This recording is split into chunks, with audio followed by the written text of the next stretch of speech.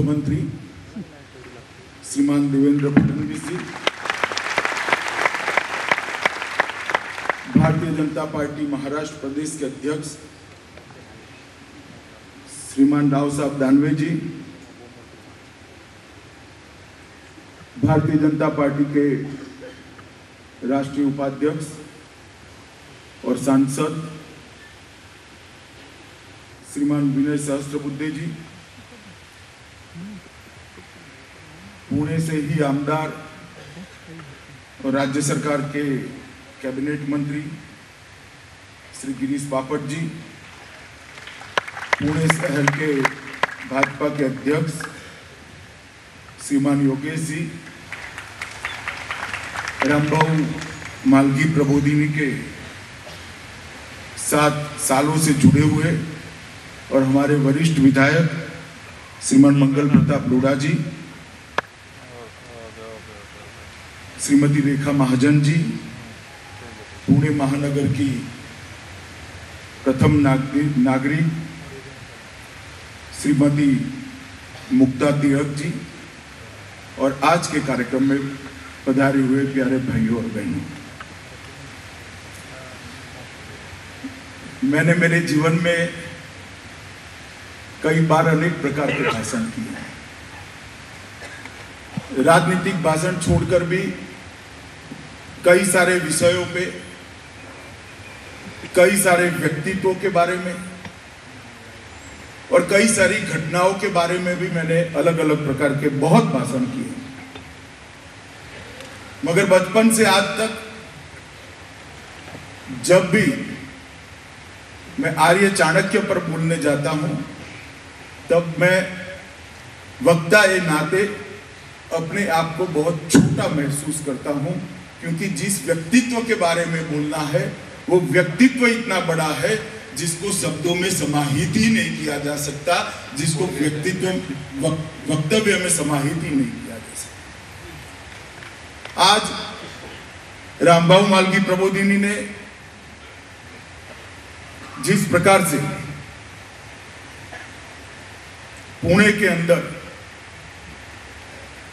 ये कार्यक्रम का आयोजन किया है, शायद विनय जी या रवि साठे जी को मालूम नहीं है। आज 8 जुलाई का दिन है। 8 जुलाई 1910 के दिन ही SS मोरिया नाम के जहाज से वीर सावरकर ने एक ऐतिहासिक छलांग लगाकर कोई व्यक्ति भारत माता के लिए अपने प्राणों को किस तरह से दांव पर लगा सकती है, इसका एक विरल उदाहरण दुनिया के सामने रखा था। आज उसी दिन ये आर्य चाणक्य पर मैं आप लोगों के सामने बोलने के लिए उपस्थित हूं और छत्रपति शिवाजी महाराज और बाजीराव पेशवा की भूमि पर उपस्थित हूं। ये मेरे लिए सौभाग्य का विषय है। मैं रामबाऊ मालगी प्रबोधिनी के सारे संचालकों को हृदय से अभिनंदन देना चाहता हूं कि इन्होंने आज का विषय आर्य चाणक्य को समर्पित किया है, क्योंकि मित्रों आर्य चाणक्य, दुर्भाग्य की बात है कि किंवदंतियों का विषय बने हुए। एक ऐसा व्यक्तित्व जिसने कभी सत्ता पर रहे बगैर इतने बड़े आकार के देश के जीवन पर सदियों तक असर डाला, वो व्यक्ति के बारे में ना हमारे समाज में सच्ची जानकारी है, ना उसने प्रतिपादित कई किए हुए सिद्धांतों को समाज में पढ़ाने की व्यवस्था है, ना उसके प्रतिपादित किए हुए सिद्धांतों की आज के समय में क्या मूल्य है, इसके बारे में कोई चर्चा है। सिर्फ एक छोटा सा किंवदंती के तक आर्य चाणक्य को सीमित कर हमारे समाज ने रख दिया है। ऐसे समय में मैं हृदय से बधाई देना चाहता हूं रामबाऊ मालगी प्रबोधिनी को कि इन्होंने आर्य चाणक्य के जीवन पर इतने बड़े सभागार में और विशेषकर विद्वानों की नगरी पुणे में ये वक्तव्य देने का मुझे मौका दिया। आर्य चाणक्य पर 45 मिनट में बोलना बड़ा कठिन है। पहले मैं उनके जीवन और उनके कालखंड के बारे में थोड़ा इसलिए बताना चाहता हूं कि किसी भी बड़े व्यक्ति का कंट्रीब्यूशन को उसके कालखंड की कठिनाइयों को समझे बगैर अगर हम इवेल्युएट करते हैं, इसका मूल्यांकन करते हैं, तो वो व्यक्तिमत्व के साथ अन्याय होगा। जब सरल समय होता है, जब अच्छा समय होता है, शांति काल होता है, उस वक्त किसी भी प्रकार के परिवर्तन करना, किसी भी प्रकार की ज्ञान का अर्जन करना, किसी भी प्रकार के ज्ञान को सिद्धांतों में ढालना बड़ा सरल होता है। मगर राष्ट्र में जब उथल पुथल हो, राष्ट्र पर गहरे संकट के बादल छाए हुए हो, उस वक्त कोई व्यक्ति वो गहरे संकट के बादलों के सामने लड़ाई भी लड़े और इसके साथ नए सिद्धांतों को प्रतिपादित भी करे, ज्ञान को संग्रहित भी करे, ज्ञान की लेखनी भी करे और ढेर सारे शिक्षकों को ज्ञान को फैलाकर पूरे देश के अंदर उसको फैलाने का काम करे। ये समझने के लिए आर्य चाणक्य जब उनका कालखंड था तब देश की स्थिति थी क्या समझना बहुत जरूरी है। ईसा पूर्व 4वीं शताब्दी में लगभग 2300-2400 साल पहले आर्य चाणक्य का जीवन का कालखंड रहा और अलग अलग मंतव्य, कोई कहता है पंजाब में जन्म हुआ, कोई कहता है पाटलिपुत्र मतलब आज के पटना के आसपास में हुआ, कोई कहते हैं दक्षिण में हुआ। कोई निश्चित स्थान उनके जन्म का कोई कह नहीं सकता। आयु के बारे में भी 90 वर्ष से 120 वर्ष का कालखंड अलग अलग रेफरेंस के अंदर मिलता है। मगर जब उनका जन्म हुआ और जब उन्होंने अपने देह का त्याग किया, ये दोनों के बीच का कालखंड को समझना बहुत जरूरी है। वो एक कालखंड है जब देश बहुत छोटे छोटे राज्यों के अंदर बिखरा पड़ा। बुद्ध अपना जीवन समाप्त कर चुके थे, महावीर अपना जीवन समाप्त कर चुके थे और ईरान और यूनान के अंदर एक महासत्ताओं का जन्म लेना भी शुरू हुआ था। और उस वक्त सबकी नजर हिंदुस्तान पर थी क्योंकि भारत के अंदर एक प्रकार से सब सर्वोच्च पर था, मगर यहां व्यवस्था नहीं थी, इसलिए सब यहां आकर भारत को लूटना चाहते थे। उसी कालखंड में चाणक्य का जन्म हुआ। सिकंदर के आक्रमण से लेकर चंद्रगुप्त, बिंदुसार और अशोक के राज्याभिषेक तक इतने लंबे कालखंड तक चाणक्य अलग अलग भूमिका में काम करते रहे। और एक कालखंड इसलिए हमारे लिए महत्वपूर्ण है कि महाभारत की लड़ाई के 2500 साल बाद देश की स्थिति ऐसी थी कि आध्यात्मिक ऊंचाई हमने बरकरार रखी थी, ज्ञान को भी संजो कर रखा था, मगर सारी व्यवस्था चरमरा उठी। पूर्व में दूर सुदूर धनानंद का साम्राज्य था जो सारी परंपराओं से विपरीत चलता था। मूल्यों का हास होना शुरू हो गया था, भाषा का हास होना शुरू हो गया था और अनेक प्रकार के वितंडावादों के बीच में हमारा देश फंसा हुआ था। छोटे छोटे गणराज्य बने थे जो अपनी स्वतंत्रता के लिए संघर्ष करते थे और उस वक्त आर्य चाणक्य का जीवन और आर्य चाणक्य का कार्य शुरू हुआ। तक्षशिला विद्यापीठ का एक आचार्य जब सिकंदर का हमला आया, एक के बाद एक पर्वत राजाओं को हराते हराते तक्षशिला भी सिकंदर की शरण में गया। उस वक्त आर्य चाणक्य ने एक निश्चय किया कि अगर हम भारत को एक नहीं करते हैं, हमें भी साम्राज्य नहीं बना सकते हैं, तो हमारा अस्तित्व, हमारी संस्कृति, हमारी परंपराएं, ये सारा एक दिन लुप्त हो जाएगा। और उसी वक्त उन्होंने दृढ़ निश्चय करा कि ये देश को एक ही ताने बाने में बुनना पड़ेगा और एक साम्राज्य का स्वरूप देना पड़ेगा।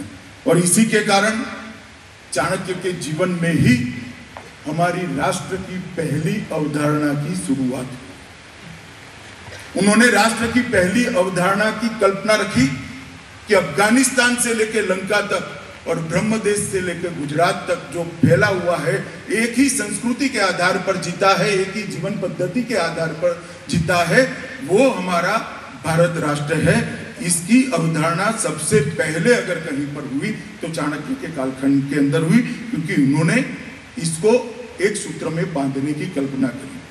सिकंदर के हमले के बाद फिलिप को क्षत्रप बनाया गया और फिलिप को क्षत्रप पर से हटाने में भी चाणक्य की बड़ी भूमिका थी। चाणक्य का जन्म हुआ तब मैंने कहा, वो युवा हुए तब मैंने कहा इस प्रकार की स्थिति में राष्ट्र था, और चाणक्य का जब देह नहीं रहा तो एक मजबूत राष्ट्र वो छोड़कर गए, जिसकी सीमाएं अफगानिस्तान से लेकर लंका तक और बर्मा से लेकर गुजरात तक फैली हुई थी। इसकी शासन व्यवस्था ठीक ठाक थी, इसकी शैक्षणिक व्यवस्था ठीक ठाक थी, इसकी आर्थिक व्यवस्थाओं का पूरा खाका बनाकर एक महान आदमी गया और इतना मजबूत साम्राज्य की नींव रखी कि 1000 साल तक किसी ने हिम्मत नहीं की भारत पर हमला करने की। 1000 साल तक चाणक्य ने बनाया हुआ राष्ट्र अविरत रूप से काम करने। और जब कालखंड में, उनके कालखंड के अंदर उन्होंने राजनीतिक रूप से, सांस्कृतिक रूप से, सामाजिक रूप से और आर्थिक रूप से एक मजबूत भारत का निर्माण किया, सुरक्षित भारत का निर्माण किया। और मैं ये कह सकता हूं कि जब वो गए तब भारत इतना सुरक्षित था कि भारत के सम्राट के पास विश्व की सबसे बड़ी सेना थी, 9000 हाथियों की सेना थी, और पाटलिपुत्र से लेकर तक्षशिला तक, मतलब अफगानिस्तान तक 20 हाथी चल सके ऐसा राजमार्ग बनाया हुआ था, और हर 8 किलोमीटर पर इसकी विधि का आराम करने की व्यवस्था बनाई। उन्होंने तक्षशिला को एक छोटा सा परिवर्तन किया। तक्षशिला विद्यापीठ चाणक्य के जन्म के पहले की विद्यापीठ, परंतु जब चाणक्य वहां के आचार्य बने तब चंद्रगुप्त के साम्राज्य के बनने के बाद वो जब वहां पर गए तब उन्होंने एक नियम करा कि जो राज्य अपने राजकुमारों को, सेनापतियों के बेटे को, अपने बिशप मतलब अपने आयुर्वेद के निष्णातों को वहां पर पढ़ाई लिखाई करना चाहते हैं, उनको कोई फीस नहीं देनी है, उनको थोड़ी सेना वहां पर रखनी पड़ेगी। और एक ऐसी सेना का जमावड़ा तक्षशिला पर करा कि वहां पर 365 डेज 24 आवर 1 लाख सैनिक तक्षशिला के अंदर उपस्थित होते थे, क्योंकि भारत पर आक्रमण करने का एकमात्र रास्ता था खैबर घाट। उस वक्त ना समुद्री आक्रमण होते थे, ना हवाई आक्रमण होते थे, खैबर घाट से ही आक्रमण होते थे। तो विद्या के माध्यम से उन्होंने देश की सुरक्षा को सुनिश्चित करने का काम किया और लंबे समय तक देश की सुरक्षा सुनिश्चित हुई। उनके समय के अंदर जो उन्होंने शासन व्यवस्था को सुदृढ़ किया, उसका परिणाम क्या था? मौर्य और गुप्त कालखंड के अंदर भारत की जीडीपी का कंट्रीब्यूशन दुनिया की जीडीपी में 35%। आप कल्पना कर सकते हो, आज दुनिया की जीडीपी में 35% कंट्रीब्यूशन भारत की जीडीपी तक का था। एक यूरोपियन विद्वान है एंगस मेडिसन, उन्होंने वर्ल्ड इकोनॉमी हिस्ट्री नाम की एक पुस्तक लिखी है। उन्होंने ये ढूंढ निकाला है कि लगभग चाणक्य के कालखंड में दुनिया की जीडीपी के अंदर भारत का कंट्रीब्यूशन 35% था। हम कल्पना कर सकते हो अर्थतंत्र को कितनी मजबूत शक्ल देने का काम आर्य चाणक्य ने अपने जीवन के अंदर किया था। और ये कोई 1-2 साल के लिए नहीं रहा। ईस्वीसन पूर्वे 4वीं शताब्दी से लेकर 1500 तक भारत का कंट्रीब्यूशन 20% से कम नहीं हुआ। सिर्फ हमारे नजदीक कोई देश आ गया तो चीन आ गया 1600-1700 में। ये जो फ्लो है दुनिया की इकोनॉमी की हिस्ट्री का, उसमें स्पष्ट रूप से दिखाई पड़ता है कि 1500 तक भारत इकोनॉमी की दृष्टि से, अर्थनीति की दृष्टि से दुनिया में सुपर पावर था। और वो आर्य चाणक्य के जीवन कार्य का ही परिणाम था कि लगभग 1600-1700 साल तक भारत आर्थिक रूप से इतना मजबूत हुआ। और जो उन्होंने परंपरा बनाई राज्य शासन की, उसको उनके जाने के बाद लुप्त नहीं हुआ। उन्होंने गुरु शिष्य परंपरा के आधार पर, तक्षशिला विद्यापीठ के आधार पर एक इतना बड़ा जाला देश भर में एक निश्चित विचारधारा के आधार पर काम करने वाले लोगों का बना दिया कि सदियों तक वो काम करते। मैं आपको नाम गिना सकता हूं। अशोक और बिंदुसार और अशोक चंद्रगुप्त के बाद जो मौर्य साम्राज्य के दो सम्राट हुए, उनके महासचिव महामात्य थे राधागुप्त, वो चाणक्य की तर्ज पर ही काम कर रहे। बाद में चंद्रगुप्त और समुद्रगुप्त गुप्त वंश आया, उसमें महामंत्री हरिसेन ने इसी तरह से काम किया। स्कंदगुप्त का समय आया, इसमें कामंडक ने इस तरह से काम किया। हर्षवर्धन का समय आया, बाण भट्ट ने इसी तरह प्रकार से काम किया। और ये परंपरा जो महामत्य की चली, उसने देश को 1000 साल तक मजबूत करने का काम किया। और ये सब तक्षशिला के विद्यार्थियों के बीच में एक अजीब प्रकार की मेंटल टेलीपैथी भी निर्मित होती थी, क्योंकि वो सारे सहाध्यायी थे। एक प्रकार से पूरे भारत को एक ताने बाने के अंदर बुनने का काम आर्य चाणक्य ने किया। और उन्होंने पहली बार जीवन में एक बात को प्रस्तावित किया। मैं बाकी सब चीजों को बाद में आता हूं, मगर उन्होंने पहली बार प्रस्तावित किया कि राष्ट्र महान है, राजा महान नहीं है। इस सिद्धांत का प्रतिपादन आर्य चाणक्य ने किया। अगर राष्ट्र मजबूत है तो राजा सुरक्षित है। राष्ट्र को मजबूत करना, राष्ट्र के अंदर अपनी परंपराओं को उसका संरक्षण और संवर्धन करना, राष्ट्र को आर्थिक रूप से मजबूत करना, सुरक्षित करना, यही प्राथमिकता होनी चाहिए महामात्य की। वो विषय को उन्होंने बहुत अच्छे तरीके से प्रस्तावित किया। मित्रों, आर्य चाणक्य के व्यक्तित्व को समझने के लिए मैं थोड़े उनके गुण के बारे में कुछ घटनाएं वो बताना चाहता हूं। आर्य चाणक्य बहुत छोटे थे। उनके घर पर मगध के महामात्य सटकार आए हुए थे। सटकार के साथ एक ज्योतिषी आया था। आर्य चाणक्य की कुंडली देखकर ज्योतिषी ने कहा कि उनकी माता जी को कि तेरा बेटा सम्राटों का सम्राट बनेगा। उनकी माता जी रोने लगी। आर्य चाणक्य बाहर खेलते थे, वापिस आए, घर में आए तो देखा माँ रो रही है। उन्होंने पूछा, एक मातृभक्त बालक की जिज्ञासा से पूछा कि माँ क्यों रो रही है? तो उन्होंने कहा, हम तो बेटा ब्राह्मण है, हमारा काम पढ़ना और पढ़ाना। और एक ज्योतिषी कहकर गए हैं कि तू सम्राटों का सम्राट बनेगा, तू ब्राह्मण धर्म का लोप करेगा। तो घर के अंदर चटनी पीसने का एक पत्थर पड़ा था। आर्य चाणक्य ने पत्थर उठाया, अपने दांत पर दे मारा, दांत गिरा दिया और कहा, मां अंग भंग हो गया है, अंग भंग हो गया, वो सम्राट नहीं बन सकता, राजा नहीं बन सकता। तुम चिंता न करो, जीवन भर में पढ़ूंगा और पढ़ाऊंगा, तुझे रोने की जरूरत नहीं। एक बच्चा 8 साल का, जिसका भविष्य कहा जाता है कि वो देश का सम्राट बनेगा, वो कहता है मुझे सम्राट नहीं बनना है। अगर मेरी माँ को दुख होता है, मेरा काम पढ़ना और पढ़ाना है, मैं जीवन भर ये काम करूंगा। सम्राट बनकर जो काम होता है वो मैं शिक्षक बनकर करूंगा। और वो उन्होंने करा भी, शिक्षक बनकर सम्राटों को बनाने का काम आर्य चाणक्य ने किया। खुद सम्राट कभी नहीं बने। उनके जीवन का एक दूसरा प्रसंग है, वो बहुत उनकी आयु के बहुत आगे के समय का है। वो मगध के महामात्य बन चुके थे। गंगा जी के किनारे एक पट्टकुटी के अंदर ही, झोंपड़ी के अंदर रहते थे। और एक विदेश से किसी राजा का राजदूत उनको मिलने के लिए उनके घर पर आया। तो एक बूढ़ा सा कदरूप आदमी अपने कंधे पर अपने पीने का पानी का घड़ा गंगा जी में से लेकर जाता था। उसको वो राजदूत ने पूछा कि भाई महामात्य चाणक्य कहाँ रहते हैं, आप बता सकते हो? तो बूढ़े आदमी ने कहा, चलिए मेरे साथ, मैं ले ही जाता हूँ, बताना क्या है। तो वो लेकर उसकी झोंपड़ी में आए, अंदर गए, अपनी मटकी अपनी स्थान पर रखी, हाथ पहुंचकर कहा बताओ भाई क्या काम है।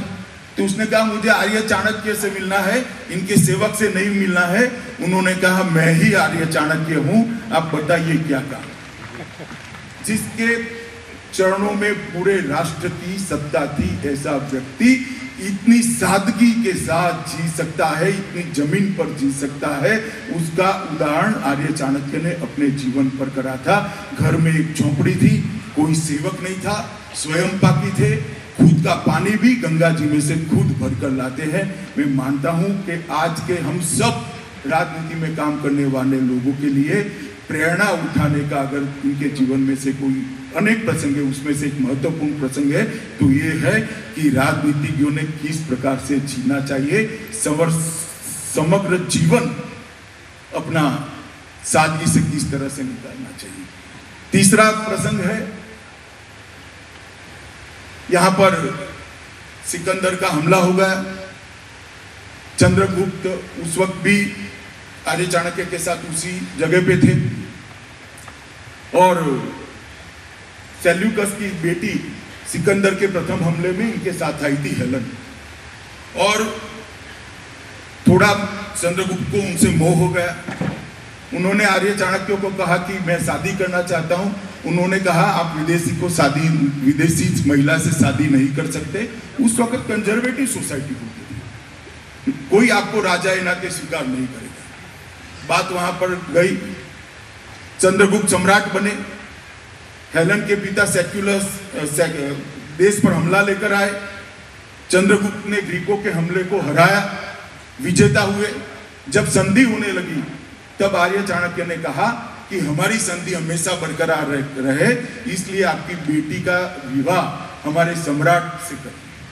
तो चंद्रगुप्त ने तुरंत पूछा कि उस वक्त तो आप ना बोलते थे, अब क्या हो गया? कि उस वक्त आप मोह में शादी कर रहे थे, आज आप विजेता के रूप में हेलन को स्वीकार कर रहे हो, इससे राष्ट्र का गौरव बढ़ता है। दोनों चीजें अलग है, इसलिए आज मैं आपको सहमति देता हूं। राजा की इच्छा की जगह राष्ट्र के सम्मान को महत्व देने की शुरुआत पहली बार अगर बहुत लंबे कालखंड के बाद हुई तो चाणक्य के कालखंड के हुई। उन्होंने अपने सुदीर्घ जीवन में अनेक प्रकार के ग्रंथों की रचना की, और ये सारे ग्रंथ कोई चाणक्य के लिखे हुए नहीं है। आप चाणक्य को जब भी पढ़ोगे तो उनके अंदर अनेक प्रकार के विद्वानों के मत एक समस्या के लिए आएंगे, बाद में वो अंत में अपना मत रखेंगे। तो एक प्रकार से भारत में हजारों साल से जो ज्ञान संकलित हुआ था उसका एक अच्छा संकलन करने का काम आर्य चाणक्य ने किया। बहुत सारे ग्रंथ लिखे। अभी जो ग्रंथ पुस्तक के रूप में प्रकाशित हुए सरलता से उपलब्ध है, इसका नाम मैं इसलिए 2 मिनट जाएगी पर बोलता हूं।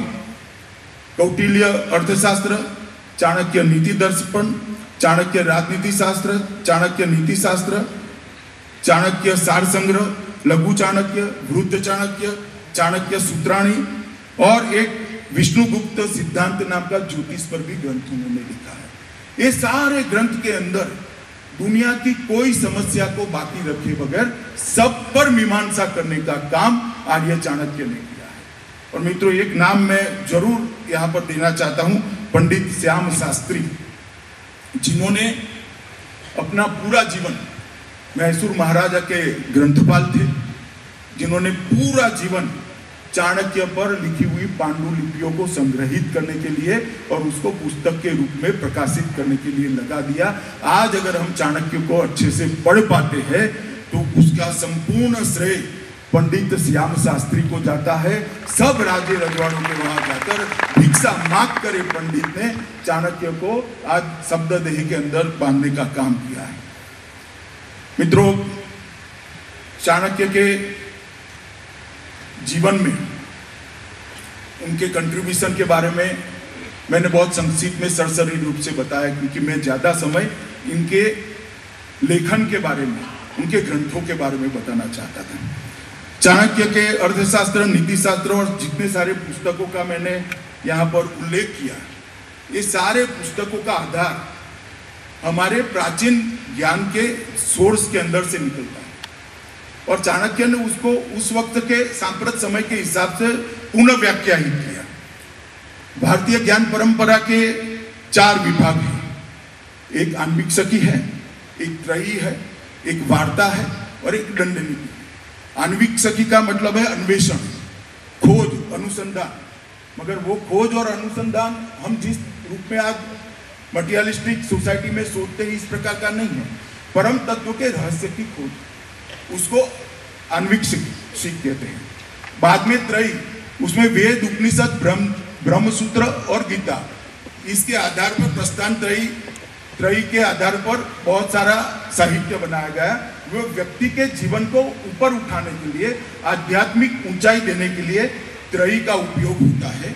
तीसरा हमारा प्रकार था वार्ता, जिसको आज की पॉपुलर लैंग्वेज में बिजनेस कहते हैं। कृषि, व्यापार, गोरक्षा, हुनर, उद्योग, ये सारी चीजें वार्ता के अंदर समाहित है।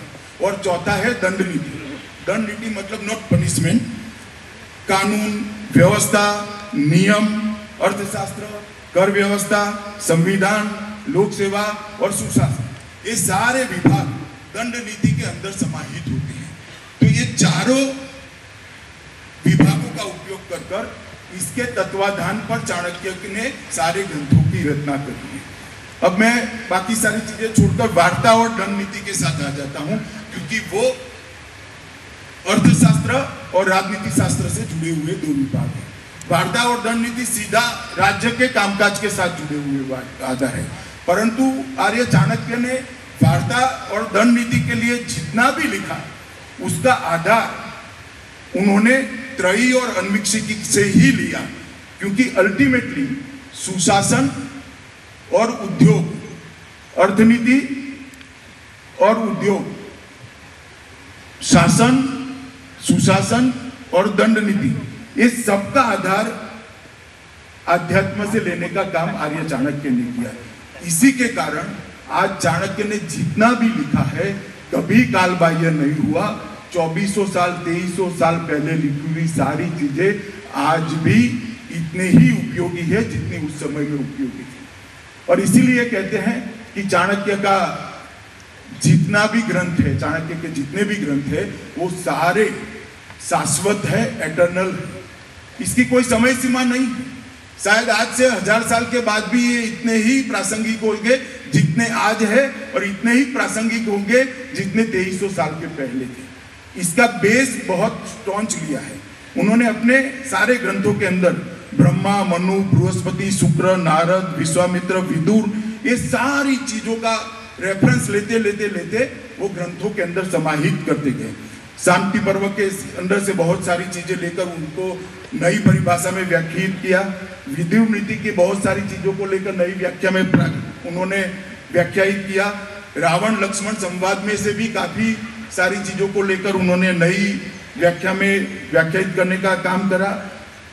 ये सब के मंतव्य, ये सब के साथ उन्होंने लेकर उसमें से आज के परिप्रेक्ष्य में इसको किस तरह से होना चाहिए इसके बारे में अंत में खुद का मंतव्य लिखा है। तो एक प्रकार से एक बहुत बृहद संकलन करने का काम आर्य चाणक्य ने किया। एक संपूर्ण शास्त्र देने का उन्होंने प्रयास किया। मैं मानता हूं न केवल भारत, दुनिया के अंदर जिसके ग्रंथ की रचना, जिसके सिद्धांतों की रचना, जिसकी अर्थनीति की रचना, जिसकी सुशासन नीति की रचना, जिसकी न्याय और दंड देने की नीति की रचना का बेस इतना बृहद और स्ट्रांग होगा, ऐसी कोई नीति दुनिया में नहीं होगी।